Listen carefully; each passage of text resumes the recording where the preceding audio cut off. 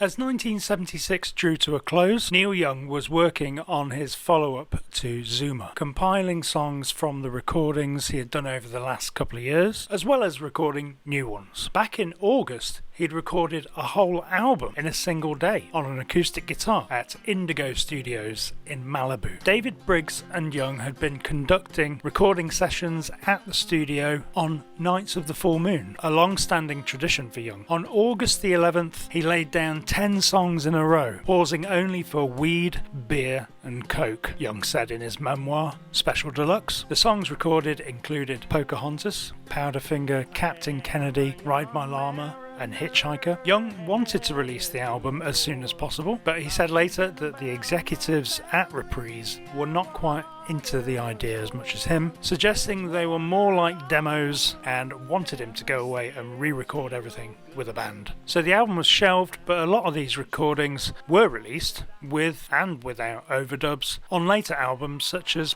Rust Never Sleeps and Hawks and Doves. The album was eventually given a proper release in 2017, and it was called Hitchhiker, with 2 songs that had never seen an official release on any album, Hawaii and Give Me Strength. It's not lack of quality that prevented their earlier release. Give Me Strength, in my opinion, is in fact one of his greatest songs. It's a testament to Young's sheer volume of amazing songs that he was producing around this time that these gems were left in the vault for so long. David Briggs was astounded by the prolific nature of Young's songwriting at this time. He'd turn to me and go, "Guess I'll turn on the tap," and out came Powderfinger, Pocahontas, Ride My Llama in 1 or 2 days. He said, "I'm not talking about sitting down with a pen and paper, I'm talking about just picking up a guitar, looking me in the face, and in 20 minutes, Pocahontas. No lyric sheet, no pen, no paper, none of that bullshit." The song Hitchhiker is also one of Young's greatest. When I was a hitchhiker on the road, I had to count on you,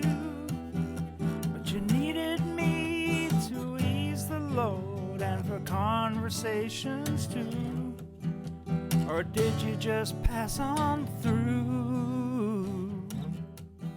One of his most explicitly autobiographical, detailing some of his personal experiences with drugs. After playing it to Bob Dylan, Dylan said, "Well, that's an honest song." The image of the hitchhiker is a perfect metaphor for Neil Young. Always on the road, ready for the next town, always ready to change highways at a moment's notice. The loner, the changeling, the drifter. The song included a verse about escaping to ancient Peru, so the song later mutated into Like an Inca when it was re-recorded with a band a few years later, ending up being released on the album Trans. And it was also re-recorded in 2010 for the album Le Noise, where he returned it to its original form, only this time performed solo on electric guitar rather than just an acoustic guitar. With this acoustic album not being released, Young went ahead and continued working on songs for whatever the next album was going to be. Young had talked about this album in various press interviews, referring to it as being called Chrome Dreams. The title was inspired by a drawing by David Briggs, a sketch of a grille and front end of a 55 Chrysler, and if you turned it on its end, it was this beautiful chick, said Young. I called it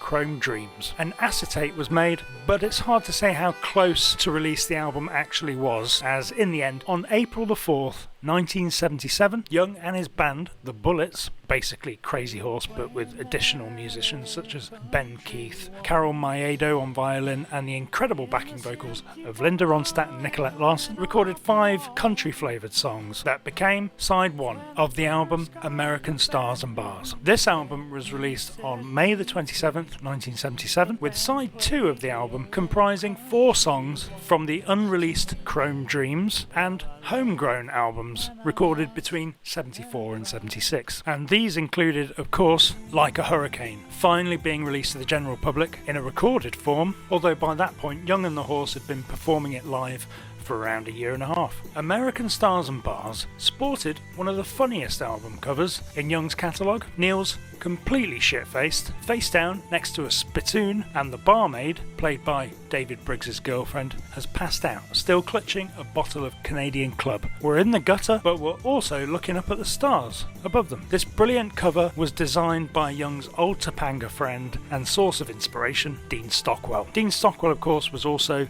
the inspiration behind the song After the Gold Rush. Upon release, the album got good reviews, despite most reviewers noting that it seemed to be a stylistic hodgepodge, with the first side being all countrified, and the second a mixture of gentle acoustic and raging rock, almost as if Young had decided to compile all his hitherto traversed genres onto one studio record. Take a song like Will to Love, for example, a 7-minute stream of consciousness where Young imagines himself as some sort of lovelorn salmon swimming upstream, complete with underwater vocal effects and a recording so down home you can literally hear his fireplace crackling in the background. This type of song was more in the spirit of On the Beach than, say, Harvest, but it sits nestled beside the much more straight-ahead country of Star of Bethlehem, which features Emmylou Harris on backing vocals. And then after Will to Love, we go straight into the 8-minute guitar storm of Like a Hurricane. It's hard to imagine any other singer-songwriter of this period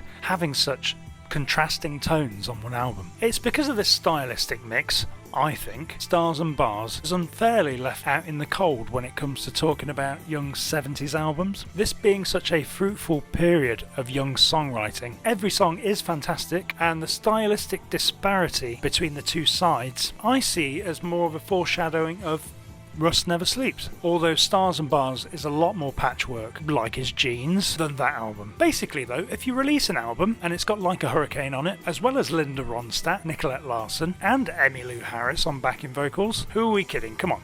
That's a banger. Take my money now. Before the album, Young had got Larson and Ronstadt to meet him at his Malibu house, and he introduced them to around 20 of his songs that he was thinking about recording. Ronstadt had sung on Harvest, but Larson was completely new to Young. When it came to the recording sessions, the singers were rehearsing in a room on Young's ranch, going over the songs one by one, working out which parts to sing, and just when we had the songs down, Larson said, Neil came in and said, "Thanks a lot. We've got the album." He'd recorded all the rehearsals secretly in the other room. After the album's release, instead of going back out on the road, touring and promoting this new album, Young took another of his infamous side roads, heading down a dirt track instead of the freeway. This time, it was to join a bar band that played gigs exclusively in Santa Cruz called The Ducks. The Ducks included the bass player from Moby Grape, Bob Mosley, and guitarist Jeff Blackburn, who would later provide inspiration for and get songwriting credit on one of Young's most famous songs, My Hey Hey Out of the Blue. Drummer Johnny Craviotto had been a session drummer for Arlo Guthrie, Ry Cooder and Buffy Sainte-Marie. The band played local gigs only. They would charge less than a $3 cover charge, and by mid-June were playing 3 or 4 times a week. Gigs would often be advertised in the fabulously titled local Santa Cruz newspaper, The Good Times. A typical Ducks set list would split songs equally between all 4 members. They were all good singers and songwriters in their own right. They would do Mr. Soul, better than Buffalo Springfield, according to Young. Blackburn songs such as Silver Wings, Mosley tunes like Gypsy Wedding, and Chuck Berry style rock and roll songs from Craviotto. They even had a wild psychedelic surf instrumental called Windward Passage, containing some brilliant lead guitar from Young wailing away on Old Black. Almost all of these gigs were recorded professionally by Young with a mobile recording truck, meaning we can enjoy them today on the album released in 2023 called High Flying, a double live album, part of the Neil Young Archives project. Listening to that album, you can hear they had genuine chemistry. There were 4 brilliant individual musicians and songwriters and singers, but also they were genuinely cohesive. They became really popular locally and played multiple gigs in multiple venues throughout Santa Cruz, but the summer of Ducks sadly was coming to an end, only a couple of months after it had begun. Young had a contract whereby it specified he was only allowed to tour with Crazy Horse, so the Ducks had to stay within the city limits. Naturally though, after a time they started to attract national attention, and as word spread about them, the band attracted more and more out-of-town Neil Young fans who would just turn up shouting out requests for Neil Young songs during their set, which started to taint the local atmosphere of these gigs and kind of spoiled the democratic four-way bar band purity of the Ducks. And then Young's rented house was broken into, and he lost a number of instruments and personal items. The Hitchhiker had to move on. The Ducks continued on for a while without Young, hoping for a reunion one day, but it was not to be. R.I.P. The Ducks. But seriously, check out the Ducks album, High Flying. It is fantastic. In October of 1977, Young released the triple album compilation Decade, marking his first 10 years as a recording artist. Decade excelled in its packaging, with Young's personally handwritten notes on each song, copious photos, great cover art. The album also contained previously unreleased songs, Down to the Wire, Winter Long, Deep Forbidden Lake, Love is a Rose and Campaigner. The opening song, Down to the Wire, is a tantalising glimpse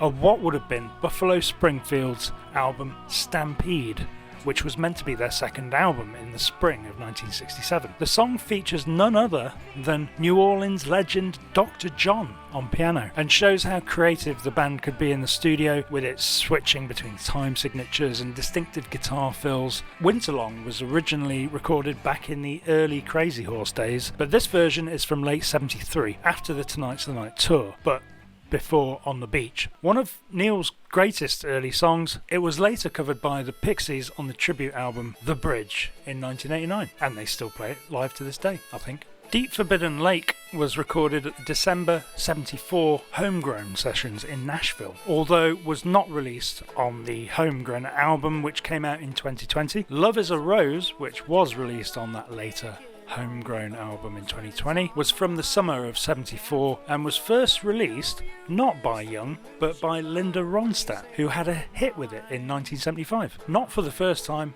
or last time, Young had adapted a previous song, Dance Dance Dance, into a new one by using the same melody. Now, on Wikipedia, it says the Decade version of Long May You Run has Crosby and Nash singing on it, whereas the original released version does not. I've tried to verify this and tried listening to all the different versions, but I'm damned if I can hear a difference, other than slight volume changes in the vocals, so I don't know. Decade was a critical and commercial success. It went gold in 1979, platinum in 86, and served to establish Neil Young as the most important rock singer-songwriter after Bob Dylan, according to John Rockwell of the New York Times. Although Neil fanatics such as Ken Viola were slightly disappointed, knowing that Young had an absolute mountain of unreleased gold still locked away in his vault. Around the time of Decade's release, Young went back down to Florida, where he rented an apartment with a friend and spent some time with his mum, Rassie, who was also living down there at the time. And then he started recording some new songs at a new recording studio called Triad. Again, a whole album of acoustic songs was assembled, and Young played it for Warner Brothers, who liked it, but again suggested he start adding some overdubs to it to turn it into more of a full band sound. This time Young took his recordings to Nashville, where he got a bunch of musicians, including those who had worked with him before, such as Ben Keith and Tim Drummond, drummer Carl Himmel, as well as others who had not. Fiddler Rufus Thibodeau,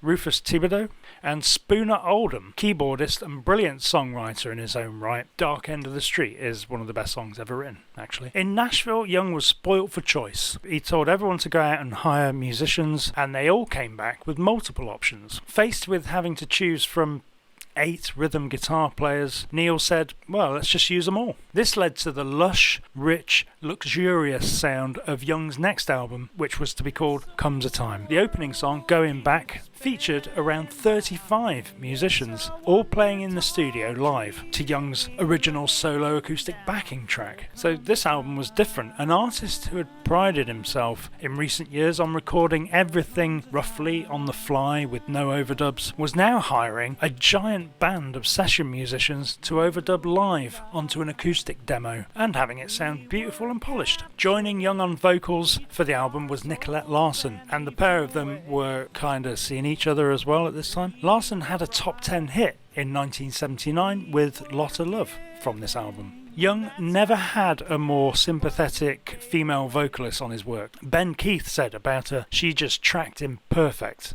she's the best harmony singer I ever heard. Comes a time marked a return to the warmer, mellower tone of Harvest, and in the lyrics seemingly had come to some sort of terms with the last few years of upheaval, especially in songs like Peace of Mind. Already Won was a tribute to his son Zeke, and kind of key to the whole album was that Young had covered the Ian Tyson folk song from his youth that had had such a big influence on him, Four Strong Winds. Young also finally recorded the definitive version of Human Highway, having decided now not to hold it back anymore for CSNY. To fill out the album, Young added 2 more songs recorded with Crazy Horse, Look Out For My Love, which had been recorded just before the band's trip to Japan in '76, and Lotta Love, which they had also played live on that same tour, although here it became significantly mellower. Like Harvest, Comes a Time would not be released for almost a year after it was recorded. Apparently problems with the pressings of the album led Young to buy back